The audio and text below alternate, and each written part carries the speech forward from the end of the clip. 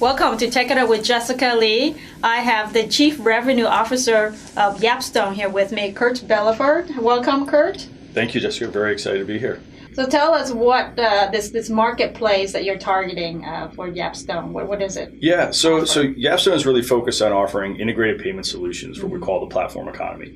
And marketplaces are a type of platform. So one of the things that we've seen is that as marketplaces have evolved, the payment requirements that they're looking for, so how they get money in and how they disperse money, and basically the fraud mitigation, the risk mitigation process through all of that has evolved rapidly. And a lot of the early entrants to that market really started off with more of a consumer, meaning a one-sided transaction, like the merchant and the seller, and they both know each other, like a traditional e-commerce site.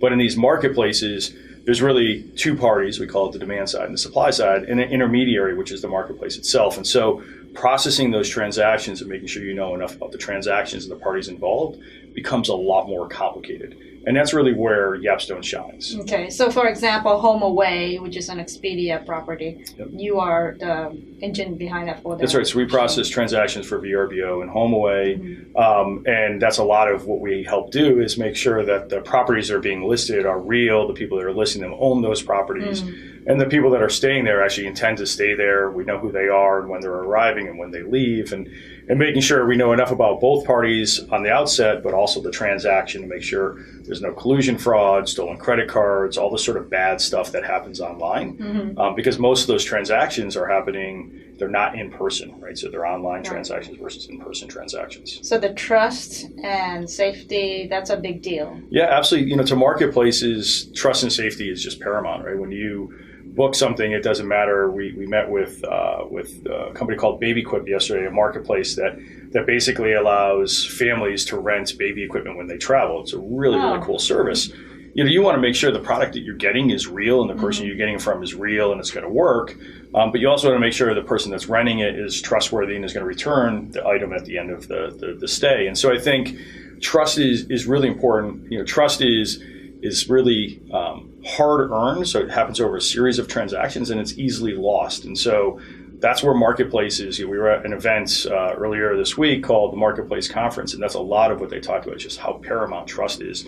And in the early days, trust really comes through in the transaction, right? So that exchange of the money. I mean, think of like our early days of like Craigslist, where you'd list something and you'd go to the McDonald's parking lot because you didn't really know who was going to show up, and you wanted bright lights and people around, and then you traded something and it looked like it was like a drug deal because it's like cash and I got something in a box and I leave. Like, the marketplaces have evolved tremendously to now where they're processing hundreds and thousands of transactions.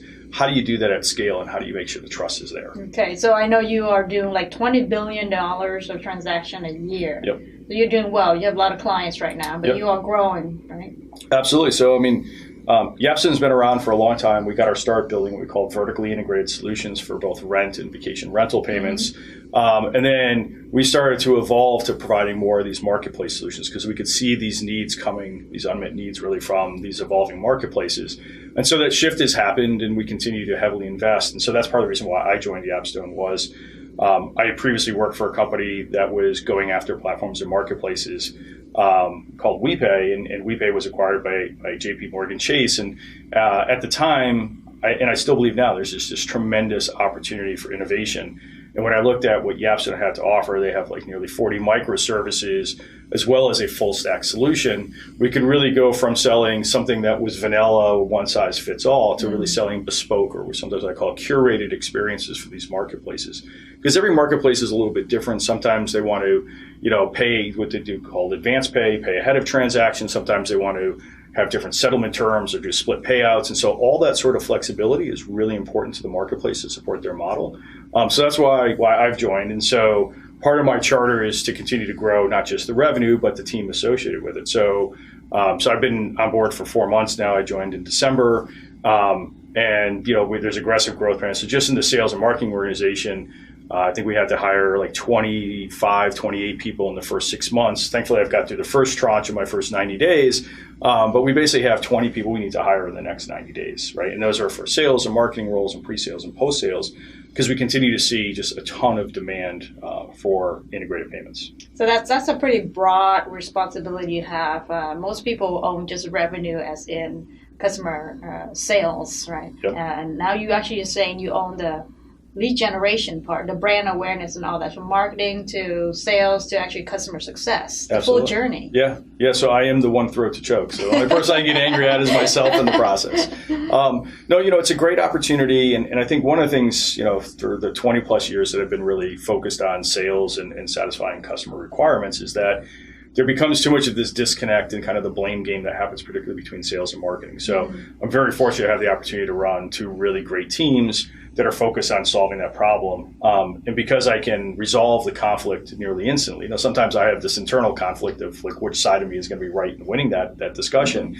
The reality is when we come up with value prop, when we talk to customers, it isn't sales that owns the relationship with customers, it's the company that does. So I can easily bring in marketing people and customer success people to hear why are people buying or why are they dissatisfied, which I think gives us an advantage in just kind of innovating very, very quickly on why, what message hunts, why do people buy, and make sure that we don't just talk about in the market in part of our lead generation and market awareness, but all the way through the sales process and make sure that, because I also own the ongoing delivery and relationships, that the customers are realizing that benefit. And so that gives me, I call that the journey of payments with our customers. That gives me great sort of purview into what's happening and where we need to go address issues. And then is the pricing model like a percentage of the transaction? Yeah, so typically what we do is either interchange plus pricing. So it's some people call it cost plus pricing. But yes, we're basically benefiting from after card processing. There's a bunch of value-added services we layer on, and we get a percentage for each transaction that gets processed. Okay. All right, excellent. So what are some of the challenges that you're facing then? It's a crowded marketplace, and there's some well-known competitors. Yeah, I mean, I think part of it is just an awareness of what do marketplaces or platforms really require in terms of payment solutions and processing. So what's interesting is, the first payment solution we all think about is probably PayPal, right? Yes. And particularly for someone of my age, like that when that came out, that was like revolutionary, right? But there's all sorts of things like Venmo, and there's all the wallets, Apple, Amazon Pay, Android Pay, Samsung Pay. Everybody has those. And then when you get to these multi-sided marketplaces, what ends up happening is people have implemented a lot of those solutions designed for traditional e-commerce. And because it's not really a marketplace payment solution, there's a bunch of risk that happens on their platform that they're not able to handle. So oftentimes what ends up happening is they cobble together 15 or 20 solutions to try to address that versus just going in and actually making the decision to implement a platform payment offering. I see. So I think awareness is one of those big things. And the second thing is a big part of the value prop of marketplace payment solution is really twofold. One is that you can monetize the payments, meaning the marketplace can benefit from the transactions that they're creating, and they can use that revenue to offset either marketing incentives or operational costs. But the second thing is these marketplaces create a bunch of inherent risk. And if they don't mitigate that risk or they don't address that risk by kicking off the bad actors or doing the right level of underwriting, something can happen. And typically that something is like the government or some sort of regulatory or a headline in the Wall Street Journal or something that then introduces tremendous reputational risk for the business that could potentially send you into a death spiral or worst case scenario, just set you back. What inspires you? What motivates you? What's exciting? Yeah, so I'd say probably 8 or 10 years ago, I shifted my focus from how probably most people measure their career, which is typically about compensation and titles and recognition, to more influence and impact. And I had a lot of coaching because no matter what I achieved, I was never satisfied. In fact, my daughter had this conversation with me this morning of like, what motivates me? And so I think impact and influence for me are softer things. They're more difficult to measure and to manage, but it is about how you impact the people around you in their lives, whether it's like putting them on the right course or coaching them or mentoring them or just watching them grow. And I think oftentimes the way you see that is when people start either replicating your message or you've made the change in the organization in terms of like a trajectory or a message or an approach. And so those are the things that I look for.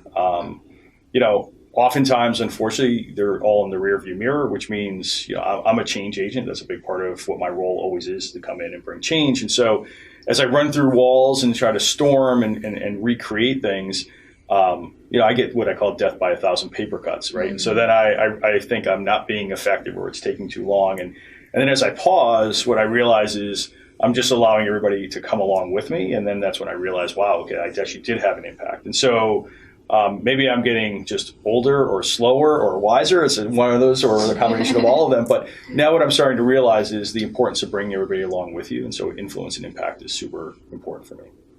you have many years of sales experience. So the impact is also like the sales approach that you teach or coach your team. Yep. Is it the challenger and your thoughts on that kind of approach? Yeah, so years ago when I worked for SAP, we participated in the surveys and the study to build the Challenger Sale book, corporate executive board. And I was over in Asia running one of SAP's groups when we actually rolled it out in Asia. And so what's interesting is there's all sorts of cultural nuances. I think Challenger works great in environments where you can sell with conflict, whether it's controlled conflict or others. In some markets, that doesn't work. Like in Japan, that's a hard place to go and be a challenger. But what I really liked is that salespeople started to internalize and reflect on what style they really were. They started to self-identify and take traits from that. So I'd say I'm a little bit of a challenger. In fact, one of my bosses when I was at SAP, his sales tactic was he would take the Wall Street Journal and he would read it before he went into a sales call. And he would always find one article that he would go in and he would reference in a meeting. What was interesting is it made whatever he was saying relevant. It tied back his opinions or perspectives back to something that was factual. And I think that to me is what's really important in Challenger. And I think I always believe in adding value in every interaction, right? So you can call it paying it forward or however you want to look at it. But the reality is the way you establish relationships, because people are still buying from people, even though we've introduced all this technology, is there has to be this value added component. I think Challenger enables you to do that. The challenge is, no pun intended, that you have to do it in a way where you don't introduce friction and you don't introduce arrogance and you don't alienate your audience. And I think that's where people go wrong with Challenger approach. Right. Some people might get very offended. Yes. Yeah, because not everybody in the room is wired the same way that you are. And I think it's important to understand who's in the room and to read the room. And typically what I see is the best way to be a challenger is in a small scale and identify who your coach is, right? And so work with them and be confrontational and help them understand what they're doing may not be right, or there are other ways to do that, and then let them continue to champion that through the organization. Okay. So looking ahead, what's your vision for Yapstone here in a couple of years? Yeah, so I'm not thinking a couple of years out. I kind of live in like these 90-day, these quarterly increments, right? So I think, a big part of what we're focused on right now is really rebranding and repositioning Yapstone for what we do now. Yapstone's been around for 20 years, and people think of us as these vertically integrated solutions. And now as we've put more and more emphasis on a product we call Transact, which is our marketplace solution, it's really getting that word out and educating people on what that looks like.